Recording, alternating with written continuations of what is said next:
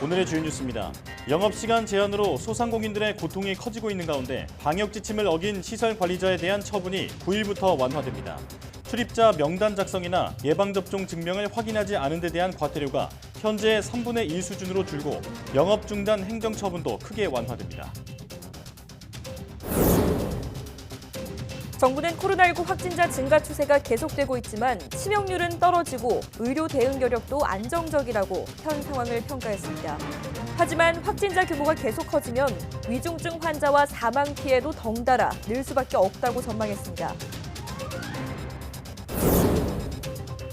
문재인 대통령은 코로나19 확진자와 자가격리자도 투표할 수 있는 방안을 조속히 확정해 투표권 행사에 차질이 없도록 하라고 지시했습니다. 앞서 정은경 질병관리청장도 국회 복지위에서 확진자가 마스크를 제대로 쓰고 현장 투표를 하는 방안도 고려하고 있다고 답했습니다. 미국 질병통제예방센터 CDC는 코로나19 확산 위험으로 인해 일본 여행을 가지 말라고 자국민에게 권고했습니다. CDC는 현지 시각 7일 수정한 코로나19 여행 경보에서 일본과 쿠바, 리비아 등 6개국을 최고 등급인 4단계 매우 높음으로 올리면서 이같이 밝혔습니다. 미국 백악관이 팬데믹 이후의 삶으로의 전환을 검토하고 있다고 CNN이 보도했습니다. 현재 백악관의 공식 입장은 오미크론 확산 방지에 최선을 다한다는 것이지만 코로나19 비상사태에서 벗어나 정상에 더 가까운 단계로 전환하는 방법에 대해서도 고민하고 있다고 CNN은 전했습니다.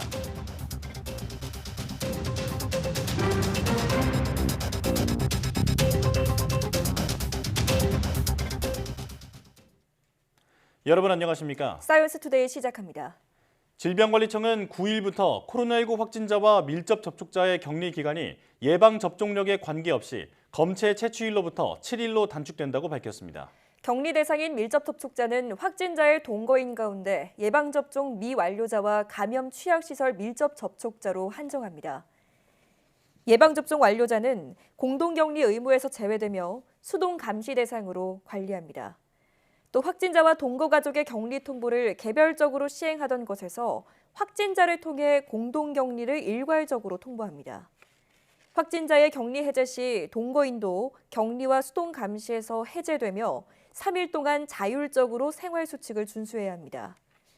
격리 대상 동거인의 경우 해제 전에 PCR 검사 음성이 확인돼야 격리가 풀리고 공동 격리 중 추가 확진자가 발생할 경우 추가 확진자만 7일 동안 격리하는 것으로 간소화됩니다. 출입 명단을 작성하지 않거나 예방접종 증명을 확인하지 않는 등 방역 지침을 어겼을 때 시설 관리자나 운영자가 받는 행정처분이 9일부터 완화됩니다.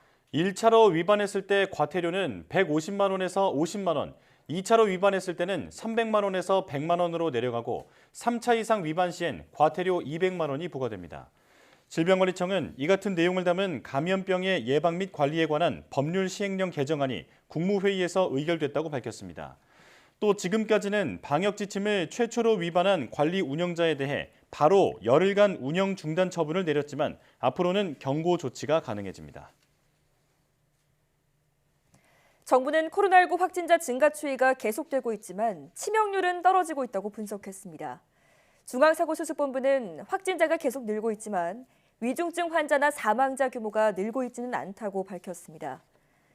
누적 치명률은 현재 0.64%로 한때 0.7%가 넘었던 것과 비교하면 떨어지는 추세입니다. 중증 이상 환자에 대한 의료 대응 여력도 안정적으로 유지되고 있다고 평가했습니다. 다만 치명률이 떨어지더라도 확진 규모 정점이 높아지면 위중증, 사망 등 피해도 덩달아 늘 수밖에 없어 전체적인 상황을 예의주시하고 있다고 설명했습니다. 오미크론이 급속하게 확산하는 가운데 무증상이나 경증으로 재택치료를 받는 사람이 15만 명을 훌쩍 넘겼습니다.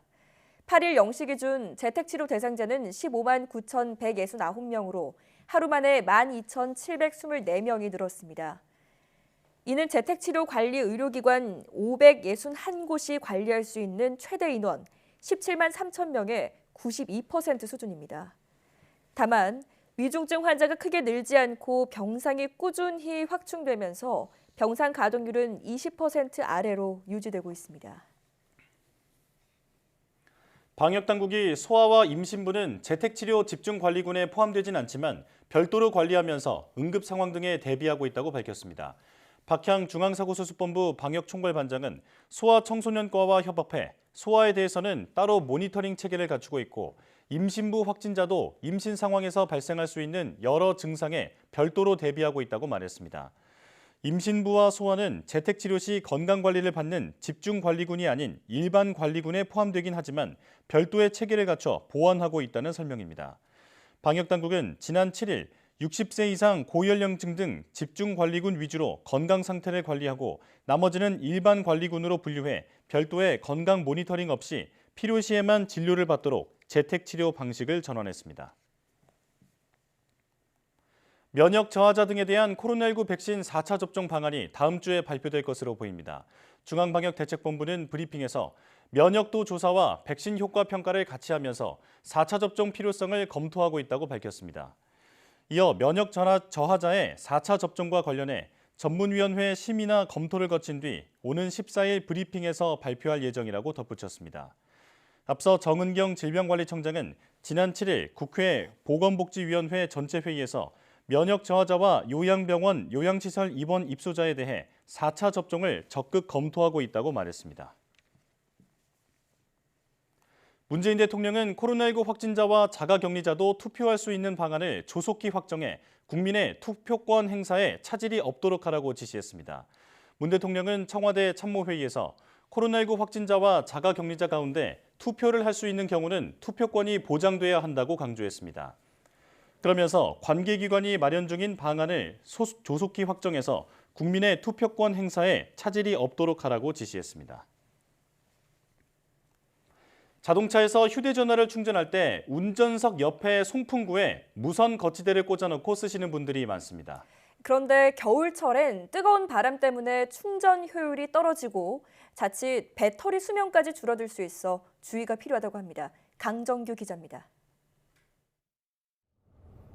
운전 중 내비게이션을 보며 충전도 할 수 있는 차량용 거치대. 유리창이나 대시보드에 흡착해서 쓰기도 하지만 보통 송풍구에 꽂아 고정하는 경우가 많습니다. 그런데 겨울철 히터를 틀 경우 충전 시간이 최대 2.8배 길어지는 걸로 나타났습니다. 한국소비자원이 시중에 유통되는 차량용 무선 충전 거치대 10개 제품의 성능을 시험해 본 결과입니다. 섭씨 20도일 때는 모든 제품이 2시간 남짓이면 충전이 완료됐는데 30도로 높아지면 4시간 이상 소요됐고 일부 제품의 경우 6시간 넘게 걸렸습니다. 이런 현상이 나타나는 이유, 거치대만의 문제는 아니라는 게 소비자원의 설명입니다. 열에 민감한 2차 전지의 특성상 스마트폰 제조사들이 영하의 추위나 30도 이상 더운 온도에서 고속 충전을 제한하도록 설계했다는 겁니다. 특히 무선 충전은 에너지 손실로 인한 발열 때문에 자칫 배터리 수명까지 단축시킬 수 있습니다. 유선 충전기는 상대적으로 효율이 높아서 완충에 걸리는 시간이 1시간 남짓, 무선 방식의 절반 수준이었습니다.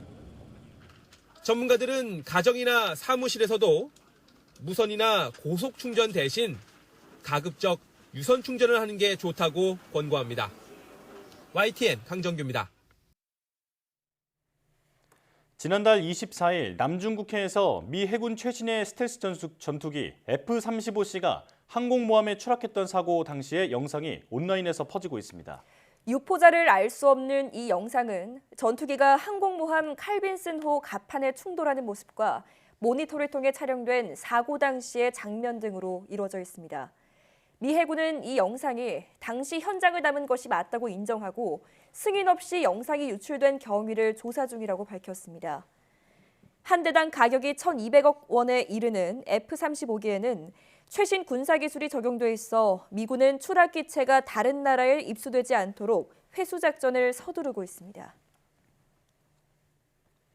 훈련소에서 수백 명에서 수천 명의 식단을 책임져야 했던 조리병의 부담이 크게 줄어들 전망입니다. 조리병의 업무를 대신하는 조리 로봇이 시범 운영 중인 건데요. 이달 평가를 거쳐 앞으로는 일선 부대에도 이를 확대한다는 계획입니다. 보도에 이승윤 기자입니다. 매일 3,000명의 삼시세끼를 책임지던 육군 훈련소 조리병 24명에게 든든한 지원군이 생겼습니다. 바로 조리 로봇입니다. 현재 시범 운용 중인 조리 로봇이 담당하는 요리는 튀김과 볶음, 국, 밥짓기 등 4가지. 볶음과 국 담당 로봇은 식재료가 제맛을 내도록 쉴 새 없이 팔을 휘젓습니다. 튀김 로봇은 식재료가 고루 잘 익도록 관리하며 조리병의 화상을 예방하고 있습니다. 휘반 로봇은 고속으로 쌀을 씻고 자동으로 계산한 적정량의 물을 넣은 뒤 최적의 시간에 맞춰 밥을 짓습니다. 조리 로봇이 보편화되면 훈련소 식당의 상징이었던 조리용 삽이 사라지고 노동에 가까웠던 밥짓기도 한층 수월해질 전망입니다. 조리병들의 업무 부담을 이렇게 덜어줄 수 있다고 또 생각이 되면서 또 화상을 입을 수도 있고 또는 각종 안전사고에 노출되어 있는 우리 조리병들의 그 사고 예방 활동에도 크게 기여할 것이다. 이렇게. 조리 공정이 자동화가 되면 급식의 질이 개선이 되고 나아가서 전투력 향상에도 저희가 기여할 수 있을 것으로 기대가 돼서 국방부는 시범 운영 결과를 바탕으로 다양한 부대의 군 급식 시설에 로봇을 적용하는 맞춤형 모델을 마련한다는 계획입니다. 군은 앞으로도 상용 로봇의 테스트베드 역할을 맡아 로봇 활용 분야를 물류와 의료, 정비 분야로 확대한다는 계획입니다. YTN 이승윤입니다.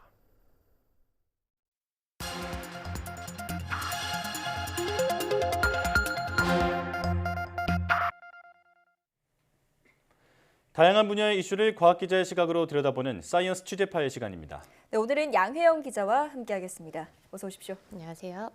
네, 오늘 어떤 소식 준비해 오셨나요? 네, 이 오미크론 대응에 따라서 이 확진자의 동선 확인이 이 스스로 적는 방식으로 바뀌었습니다.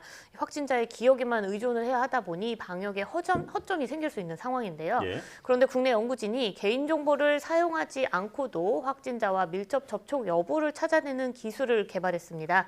오늘 이와 관련해 자세히 알아보겠습니다. 예. 네. 양회영 기자가 직접 취재한 소식이죠. 네. 네, 이게 방역 대응에 큰 도움이 될 것으로 기대되는 기술인데 설명을 들어보기 전에 최근 달라진 역학조사 방식, 네, 그게 기존과 어떻게 달라진 건지부터 설명해 주시죠. 네, 이 지금까지 역학조사를 한다고 하면 이 확진자의 GPS 정보, 또 그리고 방문한 장소의 CCTV 화면, 그리고 또 QR코드 접속 이력, 신용카드 내역 이런 것들을 확인해 왔습니다. 예. 하지만 이 오미크론 대유행으로 확진자가 3만 명을 넘어가는 상황이라 이 그동안의 역학조사 방법은 의료체계의 과부하로 이어지고 있는 건데요.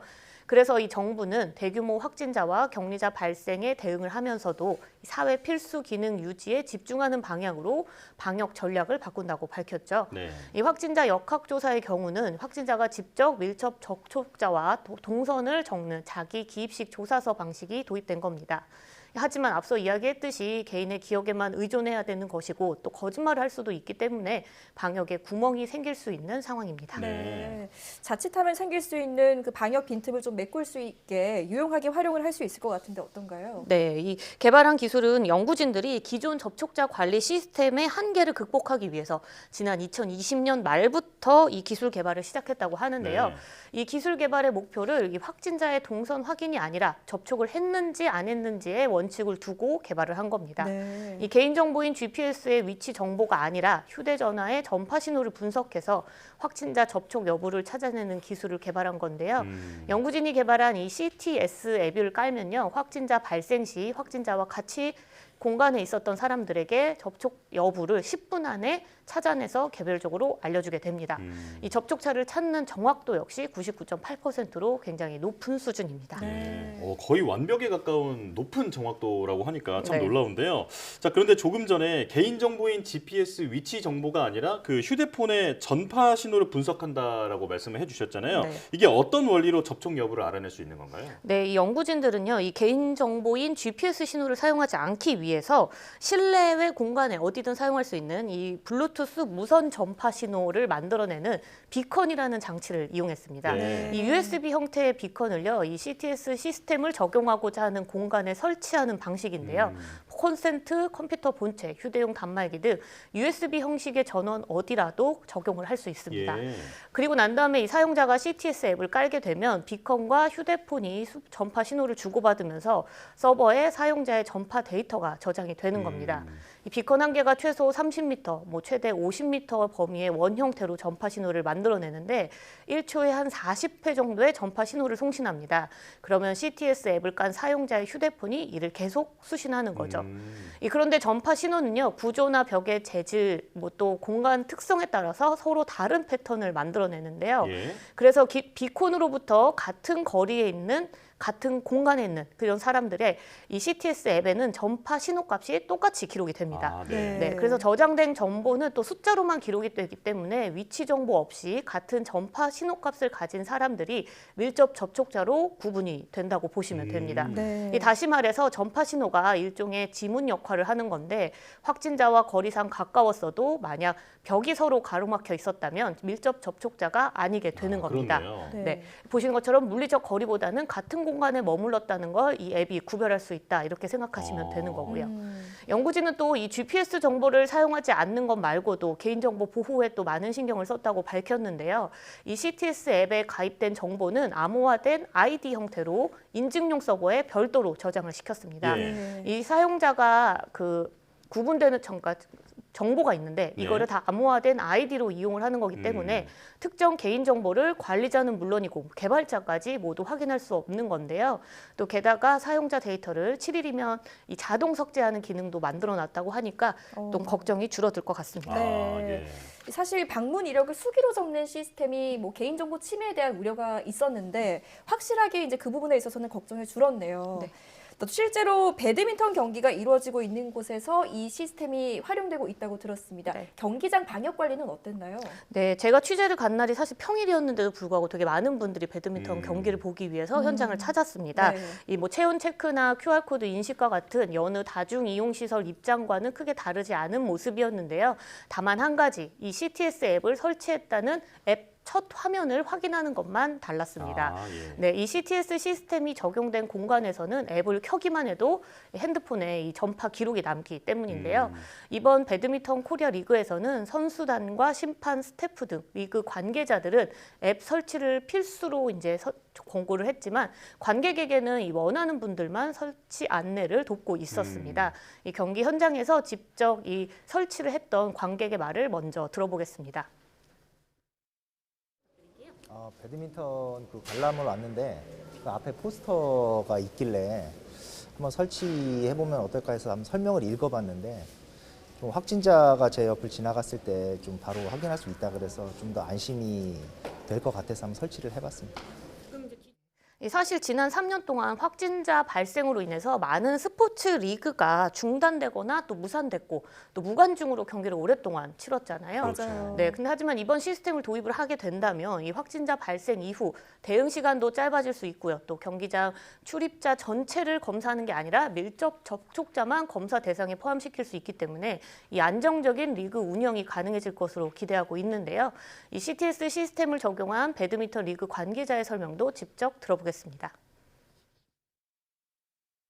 확진이 나오더라도 저희들이 그 밀접 접촉자만 분리시켜서 대회를 계속 운영할 수 있는 그런 계기가 될 수 있을 것 같고 이런 게 만약에 전체적으로 관중들까지 같이 하게 된다면은 유관중으로도 저희들이 충분히 소화시킬 수 있고 4월 달에 코리아 오픈, 코리아 마스터 대회가 있는데 국제대회가 거기에도 접목을 시켜서 한번 시행해 보면은 굉장히 좋은 계기가 되지 않을까 그렇게 생각합니다.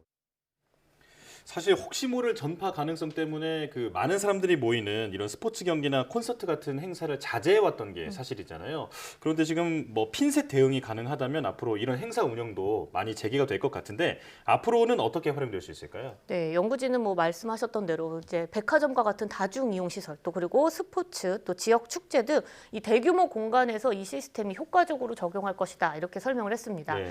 또 이 확진자 발생 시 전체 층을 폐쇄해서 업무에 차질이 생기는 사업 수업장, 또 그리고 백신 접종률이 낮은 학교, 또 집단 감염 위험이 큰 요양시설이나 종교시설 등에서도 이용할 수 있다 이렇게 덧붙였는데요. 연구진의 설명 직접 들어보겠습니다. QR코드를 대체할 수 있다.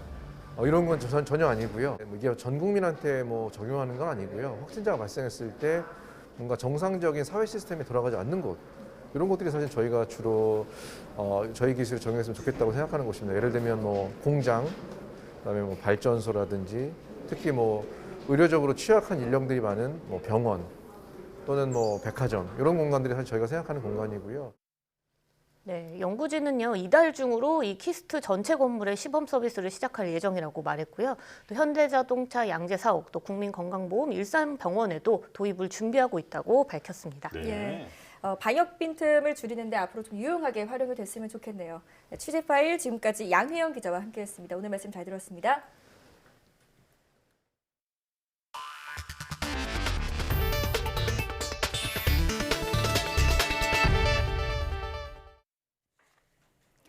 윤석열 국민의힘 대선 후보는 우리나라가 과학기술 선도국가로 도약하기 위해 민관합동 대통령직 속 과학기술위원회를 만들어 정부의 과학기술 리더십을 강화하고 국가과학기술 전략 로드맵을 수립하겠다고 말했습니다. 또 정권의 영향을 받지 않는 국가 장기 연구 사업을 신설해 연구기간 동안 꾸준히 예산을 지원하고 계획 초기부터 목표와 지원 규모를 명확하게 할 것을 제안했습니다. 윤 후보는 과학기술인단체 총연합회와 YTN사이언스가 공동으로 주최한 대선 후보 초청 과학정책 토론회에서 선진국은 원천 기술을 바탕으로 기술 패권을 두고 무한 경쟁에 돌입했다며 이같이 밝혔습니다. 윤석열 국민의힘 대선 후보는 전 세계가 탄소 중립을 위해 힘을 모아야 한다고 강조하면서도 목표 탄소 감축량은 정치가 정해서는 안 된다며 과학의 기준으로 정해야 한다고 말했습니다. 과학기술인단체 총연합회와 YTN사이언스가 공동으로 주최한 대선 후보 초청 과학정책토론회에서 이렇게 말했는데요. 직접 들어보시죠. 이게 바로 과학과 정치가 분리가 되질 않고 정치가 과학을 침범한 거라고 저는 생각합니다. 탄소 중립의 그 로드맵과 어떤 시기별 그 감축 목표라고 하는 것은 과학에 의해서 결정이 되어야 하는 것이지 정치에 의해서 결정이 돼서는 안 되는 것이기 때문에 저희가 2050 목표는 달성하더라도 그런 시기별 그 로드맵에 대해서는 과학계와 산업계와의 그 논의를 더 지켜보고. 미국에서 마스크 착용 의무화 조치 폐지 움직임이 확산하고 있습니다. 미 행정부는 포스트 팬데믹 시대로의 전환을 검토하고 있는 것으로 전해졌습니다. 이종수 기자입니다. 미국에서 코로나19 이후 시행되고 있는 학교의 마스크 착용 의무화 조치. 유저지주가 이를 다음 달부터 폐지하겠다고 공식 발표했습니다. Because of the dramatic decline in our COVID numbers effective Monday, March 7th, the statewide school mask mandate will be lifted. 인근 뉴욕과 함께 미국 코로나19 사태 진앙지로 꼽혔던 유저지주는 최근 들어 오미크론 신규 확진자 수가 급감했습니다. 여기에 코로나19 사태 장기화로 피로감도 쌓이면서 주민들이 정상적 삶으로 복귀를 원해 학교 마스크 착용 의무화부터 폐지하기로 한 겁니다. 앞서 펜실베니아주도 지난달 학교의 마스크 착용 의무화를 폐지하겠다고 밝혔습니다. 뉴욕과 커네티컷 주지사는 마스크 착용 의무화 정책 유지 여부 등을 검토하겠다는 입장을 밝혔습니다. 이에 대해 미 백악관은 시기상조라는 신중한 입장을 내놓았습니다. Our advice to every school district is to abide by public health guidelines. It continues to be at this point that the CDC is advising that masks can delay, reduce transmission. 하지만 백악관도 팬데믹 이후의 삶으로의 전환을 검토하고 있는 것으로 알려졌습니다. CNN은 백악관 공식 입장은 현재의 오미크론 확산에 최선을 다해 대처한다는 것이지만 현재 코로나19 비상사태에서 벗어나 정상에 더 가까운 단계로 전환하는 상황에 대해서도 고민하고 있다고 전했습니다. YTN 이종수입니다. 미국 질병통제예방센터 CDC는 코로나19 확산을 이유로 일본으로 여행을 가지 말라고 자국민에게 권고했습니다. CDC는 현지 시각 7일 수정한 코로나19 여행 경보에서 일본과 쿠바, 리비아, 아르메니아, 오만, 콩고 민주공화국 등 6개국을 최고 등급인 4단계 매우 높음으로 올리면서 이같이 밝혔습니다. CDC는 최근 28일간 코로나19 확진자가 인구 10만 명당 500명을 초과한 국가를 4단계로 분류하고 있습니다.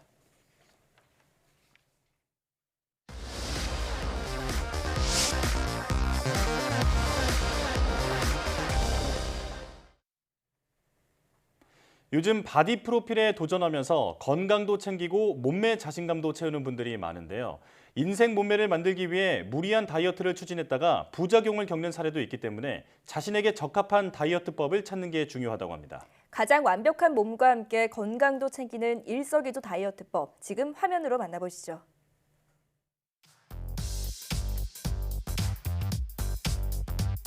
최근 몸매를 만들어 촬영하는 바디 프로필, 일명 바프가 유행인데요.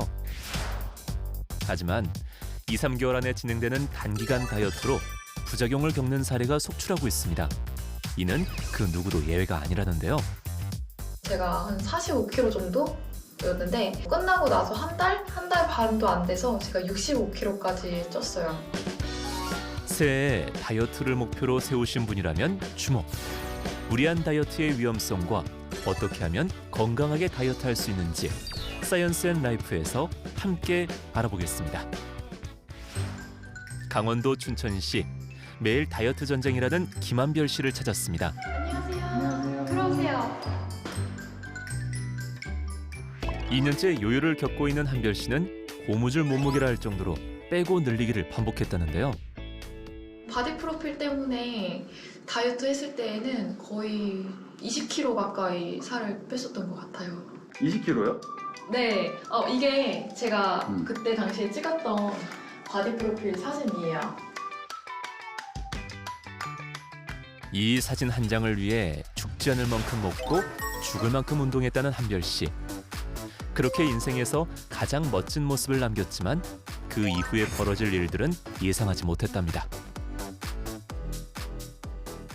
이 사진들이 제가 바디 프로필 찍었을 때 당시 사진들인데요. 이거 찍었을 때는 제가 한 45kg 정도였는데 끝나고 나서 한 달 반도 안 돼서 제가 65kg까지 쪘어요. 아니 그렇게까지 하면서 바디 프로필 찍는 이유가 뭐예요?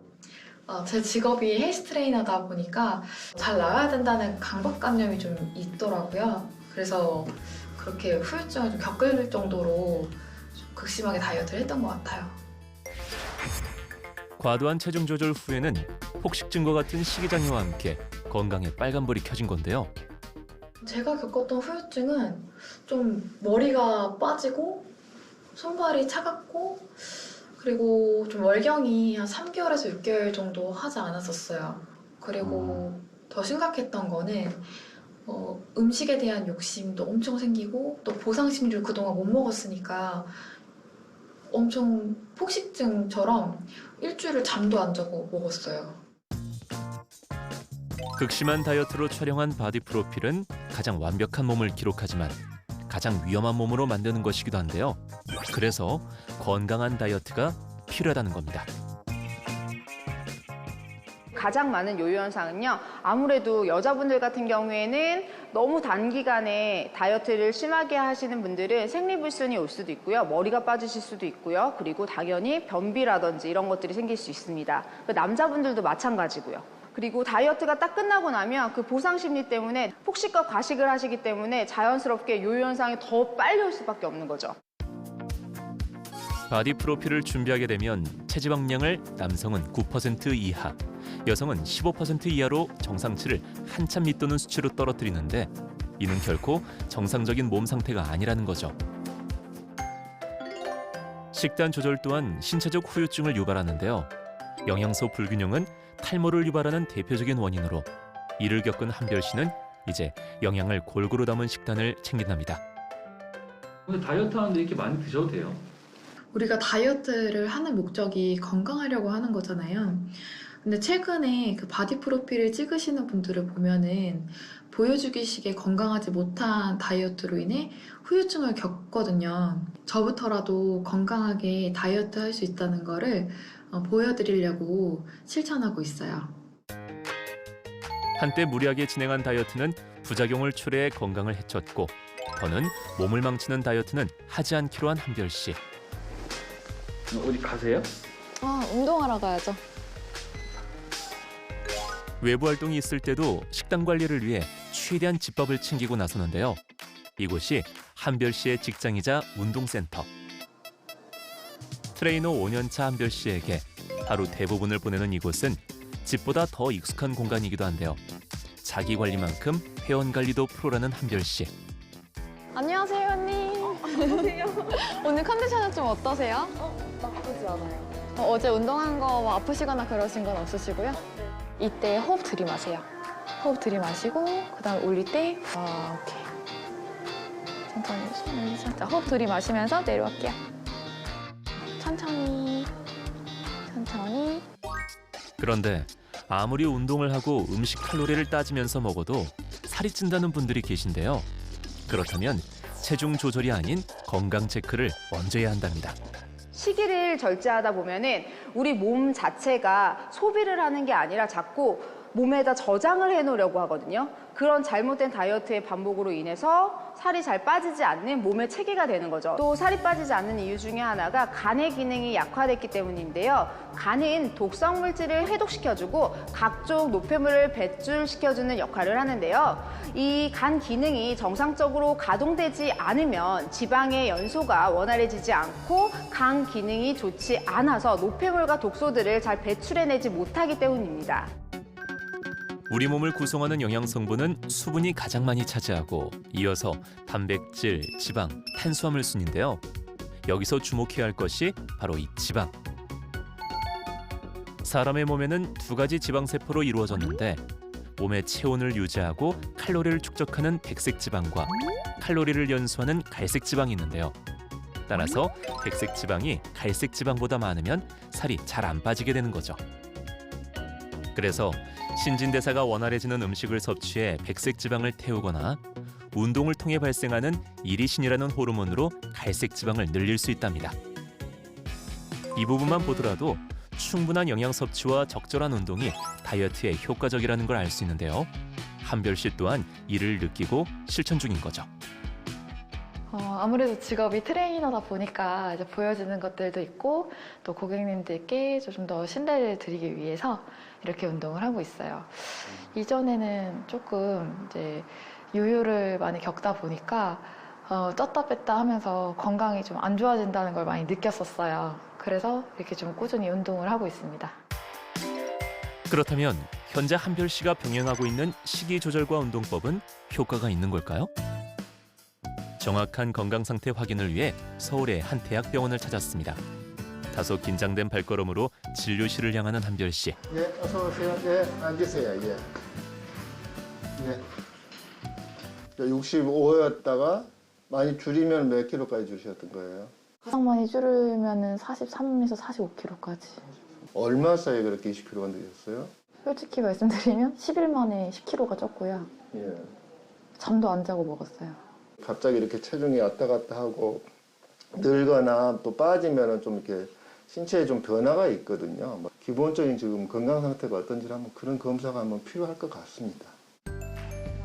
급격한 다이어트로 무너졌던 한별 씨의 속사정. 혈액 검사와 체성분 검사를 통해 알아보기로 했는데요. 최근 부단한 노력으로 다시 건강을 회복했을지 긴장된 마음으로 검사를 진행해 봅니다. 평소에 인바디랑 체열 검사도 많이 하셨어요? 인바디는 평상시는 그렇게 막 많이 재보지는 않았고 피 검사 같은 경우에는 바디 프로필 끝나고 나서 제가 몸이 좀 안 좋다고 느꼈을 때 그때 이제 검사를 했었었는데 그때마다 항상 결과가 안 좋아서 가지고 오늘은 어떻게 결과가 나올지 잘 모르겠어요. 좀 걱정도 되시는 거예요? 그래도 평상시에 건강 관리를 했기 때문에 그때보다는 좀 낫지 않을까라는 조금 나름의 기대감은 있어요. 기대와 긴장으로 검사 결과를 기다리는 한별 씨. 지금 이 순간이 그 어느 때보다 길게만 느껴지는데요. 그렇다면 검사 결과는 어떨까요? 오늘 하신 검사 결과상으로는 큰 문제는 없습니다. 혈당이 약간 높고 콜레스테롤이 약간 높은 건데 그렇지만 이렇게 체중을 5kg, 10kg 줬다 다시 10kg, 15kg가 늘고 이걸 반복을 하게 되면 고혈압 뿐만 아니라 뭐 당뇨병, 고지혈증 같은 그런 질환이 생길 수 있는 위험성은 좀 상당히 올라갈 수가 있습니다. 그래서 좀 조심하고 좀 꾸준하게 하고 평상시 조금 활동이라든가 체중을 좀 유지를 하시는 게 중요할 것 같습니다. 걱정한 만큼 큰 이상이 없어 한시름 놓은 한별 씨. 그런데 우리가 다이어트를 할 때 탄수화물과 나트륨을 피하는 것이 좋다고 하잖아요. 하지만 이는 잘못된 상식이랍니다. 탄수화물이랑 나트륨이 다이어트의 적이라고 하잖아요. 근데 절대 그렇지 않습니다. 탄수화물이 적절하게 들어오고 나트륨이 적절하게 들어와야지 우리 몸의 신진대사, 대사들이 훨씬 더 빨라집니다. 그렇기 때문에 적절한 탄수화물과 나트륨을 섭취해 주시는 게 좋습니다. 특히 다이어트를 할 때 발생하는 근육 손실을 방지하기 위해서는 충분한 단백질 섭취가 중요한데요. 한국영양학회의 한국인 영양섭취 기준에 따르면 하루 총 섭취 에너지의 7에서 20%를 단백질을 통해 섭취하도록 권장하고 있습니다.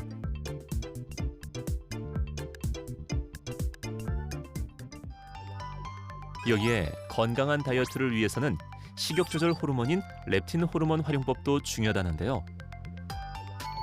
포만감을 뇌로 전달해 음식 섭취를 멈추게 하는 렙틴 호르몬은 음식을 먹고 나서 20분이 지나야 분비되기 때문에 빨리 먹는 것보다 천천히 오래 씹어 먹는 식습관이 식욕 조절에 도움이 됩니다. 하루 30분 이상 가벼운 운동으로도 렙틴 분비를 자극해 식욕 감소에 도움이 된다는데요. 그렇다면 적정한 운동량은 어떻게 될까요? 권장해드리는 운동량은 주 3회에서 4회 이상 해주시는 거를 권장해드리는데요. 그렇게 하지 못하시는 분들 같은 경우에는 매일 하루에 10분씩 꾸준히 해주시는 게 훨씬 더 효과적입니다. 하루에 10분씩 꾸준히 운동을 1년 동안 하면 근력이 20%에서 30% 정도 증가한다라고 해요. 그래서 우리가 근육량이 많으면 많을수록 다이어트 하기 굉장히 좋은 몸의 시스템으로 몸 안이 바뀌기 때문에 시간을 딱 낼 수 없는 분들 같은 경우에는 매일매일 10분씩이라도 근력 운동을 해주시는 게 다이어트에 훨씬 더 도움을 많이 주게 됩니다. 무엇보다 자신에게 적합한 다이어트법을 찾아야 하는데요. 의사 선생님께서 이제 저의 현재 상태를 너무 잘 얘기를 해주셨고 앞으로의 방향성에 대해서 정말 얘기를 잘 해주셔서 꾸준하게 이 트레이너의 일을 하면서 제 건강도 챙기고 또 저한테 오시는 회원님들께도 정말 건강 전도사로 일할 수 있을 것 같습니다. 이제 남을 위한 보여주기식이 아닌 나를 위한 다이어트가 필요한 때. 유행에 맞추지 말고 나 자신에게 맞춘 건강한 다이어트를 실천해보는 건 어떨까요?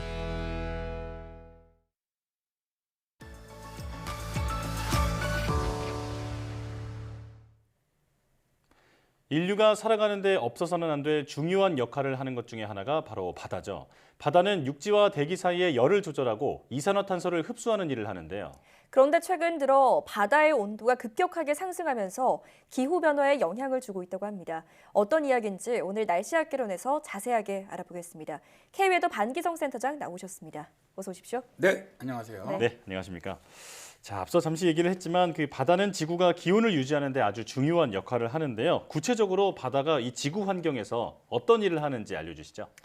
일단 이 바다 면적이 전 지구 표면적의 3분의 2 이상을 갖다가 덮고 있고요. 지구상에는 97%의 물을 포함하고 있습니다. 네. 그래서 어떤 기후학자는 지구라고 부르지 말고 물로 만들어진 곳이라는 수구로 부르자고 할 정도죠. 예. 바다는 인류가 생존하는 데 필수적인 산소의 75%를 공급해 주고요. 인류가 배출한 이산화탄소의 50%를 저장을 해서 기후변화를 저지해 주고 있습니다. 그렇군요. 자, 그런데 최근 이런 바다의 온도가 상승하고 있다고 하는데 그렇다면 지금 바다 상태는 어떤 건가요? 최근에 이제 바다 온도가 급상승하고 있다는 사실을 갖다가 이제 미 환경보호청이죠. 2021년 4월에 미 환경보호청에서 발표를 했어요. 네. 이들은 1880년부터 2020년까지의 지구 해수면 평균 온도를 그래프로 표시를 했습니다. 네. 이 그래프에서 중간에 수평으로 이루어진 검은 실선은 1911년에서 2000년 사이의 평균 해수 온도이고요. 그래프에서의 음영 대역은 수집된 특정 횟수와 사용된 방법의 정밀도에 기초를 해서 데이터의 불확실성 범위를 보여줍니다. 예. 이 그래프를 보면 해수면 온도는 20세기 동안 증가를 했고요. 계속적으로 지금 상승을 하고 있는데요. 네.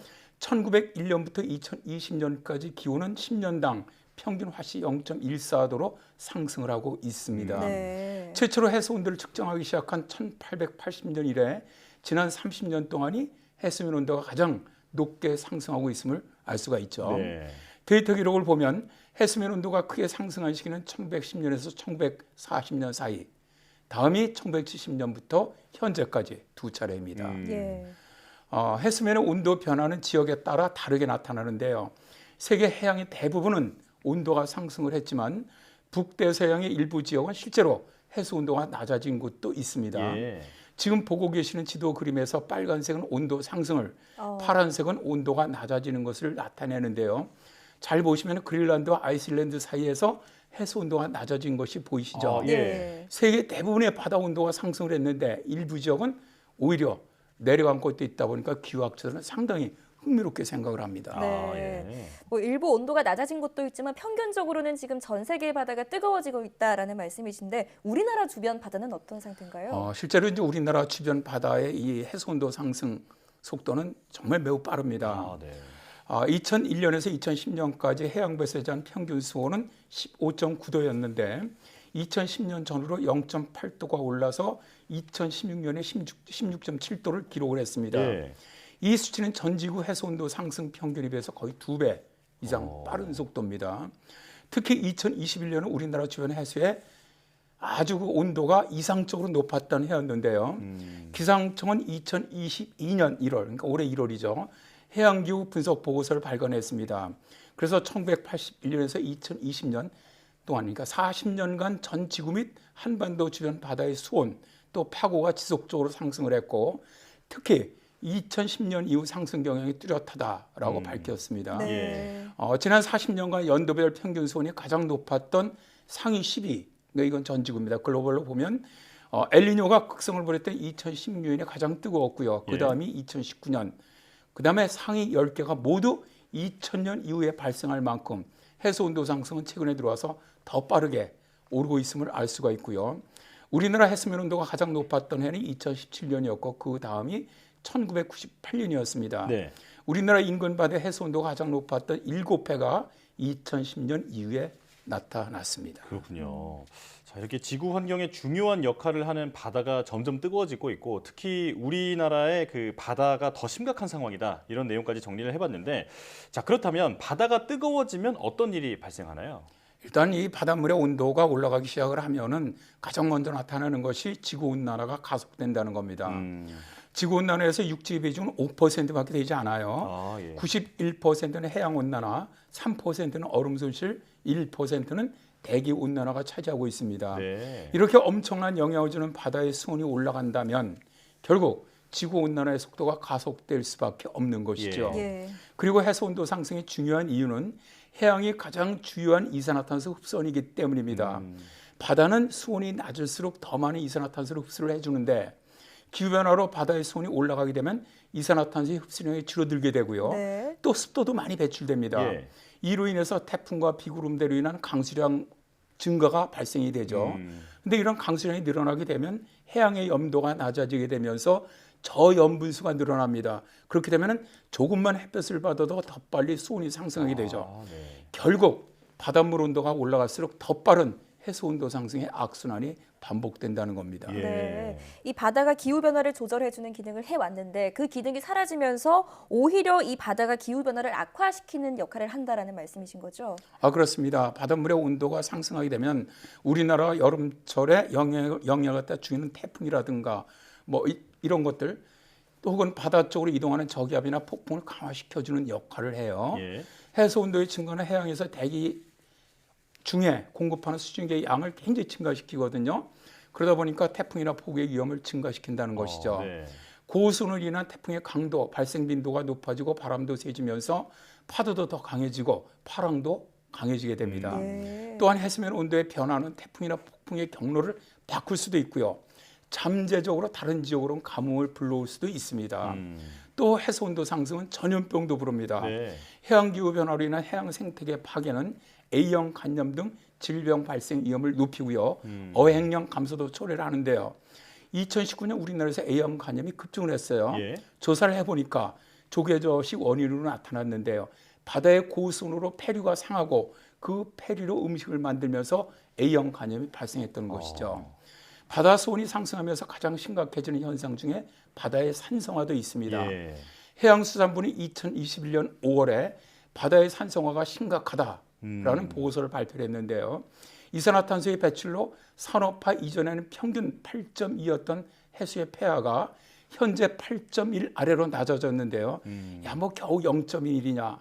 매우 작아 보이지만 실제로는 산업화 이전 그 해수의 폐하보다 무려 100배가량 산성화가 된 겁니다. 예. 이렇게 해양의 산성화가 심각해지다 보니까 한국해양과학기술원은 현재 속도로 산성화가 진행된다면 몇 세기 안에 산호 등 탄살, 칼슘, 골격 형성 생물들이 다 사라지게 될 것이고 먹이 사슬과 생물 다양성이 무너지면서 수자원에도 어떻게 보면 굉장히 심각한 영향을 끼치게 될 것이다. 이렇게 예상을 하고 있습니다. 네.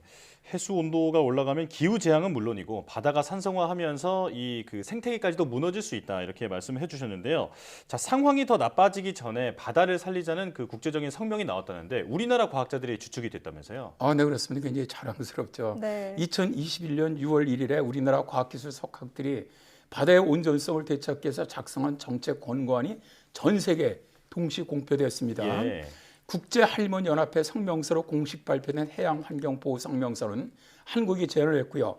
직접 작성한 최초의 국제기구 성명서입니다. 네. 성명서에서는 해양환경과 생물 다양성 보존을 주도적으로 추진하는 국제기구들과 긴밀한 협력을 통해서 실질적인 변화와 대응책을 마련한다는 계획인데요. 예. 첫 번째가 해양 온전성 복원 및 보호를 위한 대규모 행동 변화를 요구한다 이고요.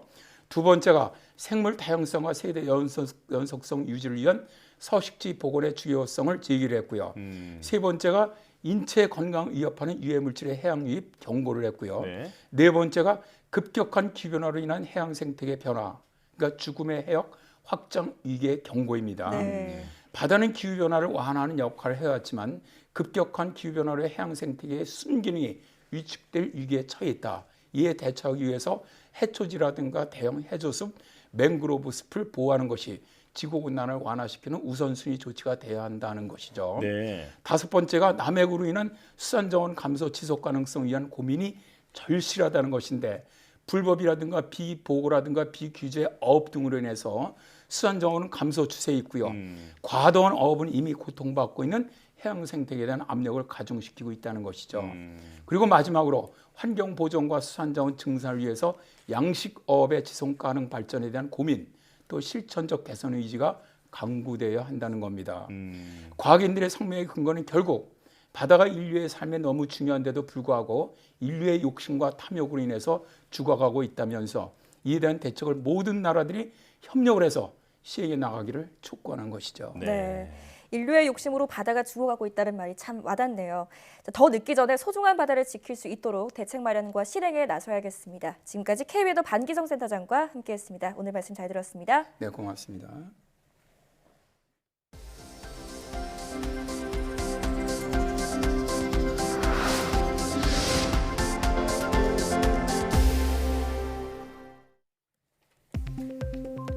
종이로 말아놓은 담배인 권련을 피는 흡연자의 경우 한국인이 국제표준보다 3배 이상 많은 연기를 마시는 것으로 나타났습니다. 질병관리청의 발표에 따르면 한국 흡연자의 한 개비당 총 담배 연기 흡입량은 1,441ml로 국제표준인 455ml의 3배가 넘었고 흡입 횟수도 20.4회로 국제표준인 13회보다 많았습니다. 또 1회 흡입량은 국제표준의 2.1배 이상 많고 흡입 속도는 2.8배 이상 빠른 것으로 나타났습니다. 허리케인과 같은 극단적인 기후 현상을 겪은 원숭이가 다른 원숭이보다 더 빨리 늙는다는 연구 결과가 나왔습니다. 미국 애리조나 주립대 연구팀은 푸에르토리코 인근 섬의 자연보호센터에 사는 레커스 마카크 원숭이에게서 허리케인이 지나간 뒤 2년 동안 노화 현상을 확인했다고 밝혔습니다. 연구 결과 지난 2017년 허리케인을 겪은 원숭이들의 경우 유전자의 4% 정도가 변화했는데 기능 수행에 관련된 단백질 관련 유전자는 감소했고 염증 반응에 연관된 유전자는 증가한 것으로 나타났습니다. 임신 중 코로나19 백신을 맞으면 코로나19에 걸리는 경우보다 태어나는 아기의 면역력이 더 강해진다는 연구 결과가 나왔습니다. 미국 매사추세츠 종합병원 연구팀은 임신 중 mRNA 백신을 맞은 임신부 77명과 유증상 코로나19를 앓은 임신부 12명을 대상으로 추적 조사한 결과 이렇게 나타났다고 밝혔습니다.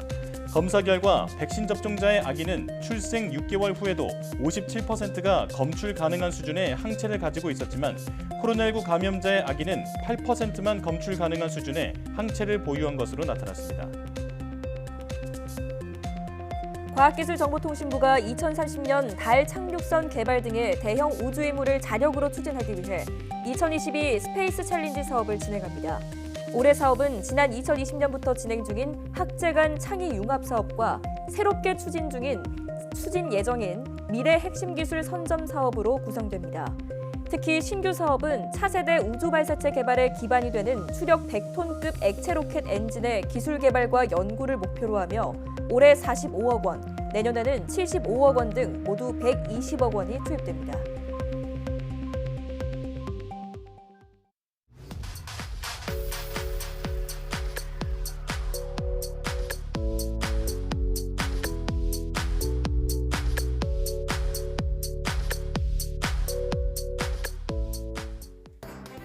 국내 연구진이 개인정보를 사용하지 않고도 확진자와 밀접 접촉 여부를 10분 만에 찾아내는 기술을 개발했습니다. 휴대전화의 전파 신호를 분석해서 확진자 접촉 여부를 찾아내는 방식인데요. 앞으로 다중이용시설이나 대규모 공간에서 방역 빈틈을 줄이는 데 효과적인 역할을 할 수 있을 것으로 기대됩니다.